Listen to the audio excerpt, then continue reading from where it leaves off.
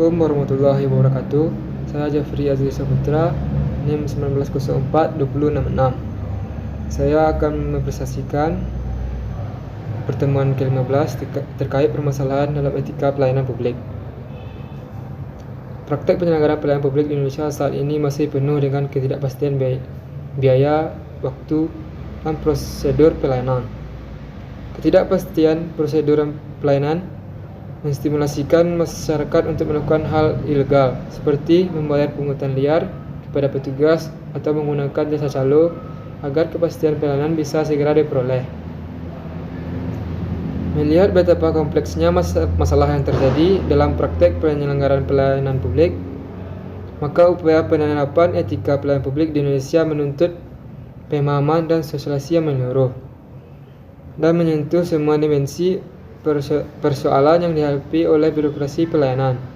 Permasalahannya, sejauh mana pemahaman dan penerapan etika pelayanan publik oleh birokrasi pemerintah Indonesia.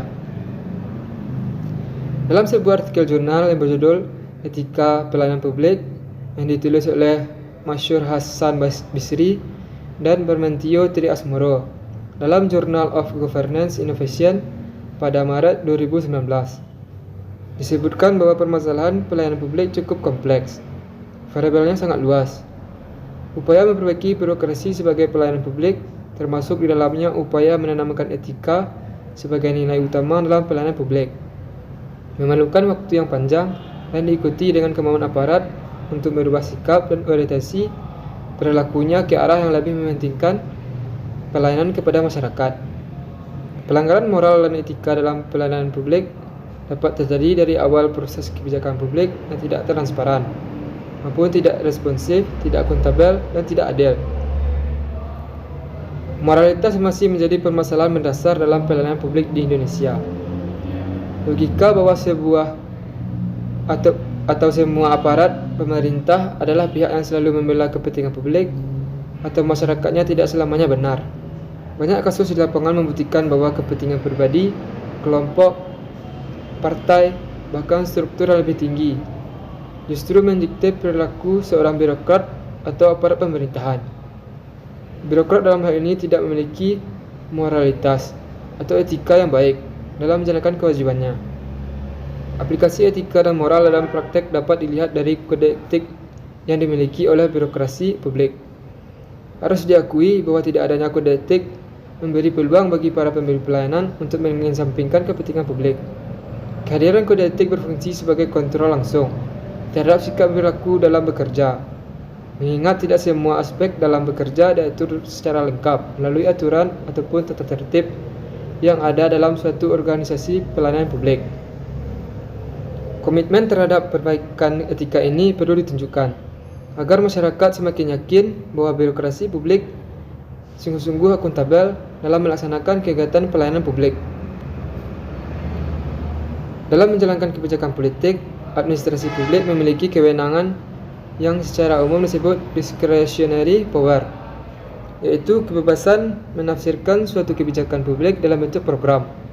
Timbul sebuah pertanyaan, apakah ada jaminan atau bagaimana cara menjamin bahwa kewenangan itu digunakan secara baik atau tidak secara buruk?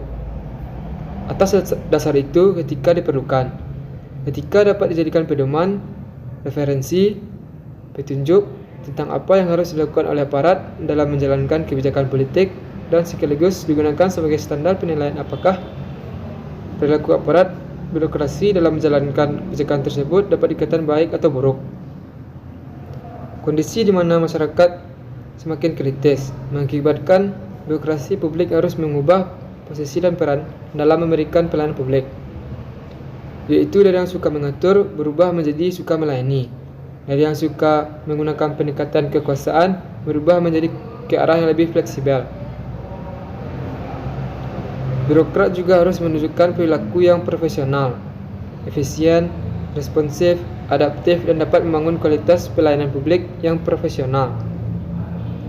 Birokrat harus mempelajari maupun memiliki norma dan etika yang bersifat universal, karena berfungsi sebagai penuntun dalam sikap dan perilaku. Namun norma dan etika tersebut juga terkadang terikat dengan situasi, sehingga birokrat harus pandai dalam menemukan dirinya. Kelemahan pelayanan publik di Indonesia terletak pada tidak adanya keterbatasan kode etik, sehingga kebebasan dalam menguji dan mempertanyakan norma moralitas yang berlaku belum ada. Bahkan seringkali kaku terhadap norma moralitas, tanpa melihat perubahan zaman.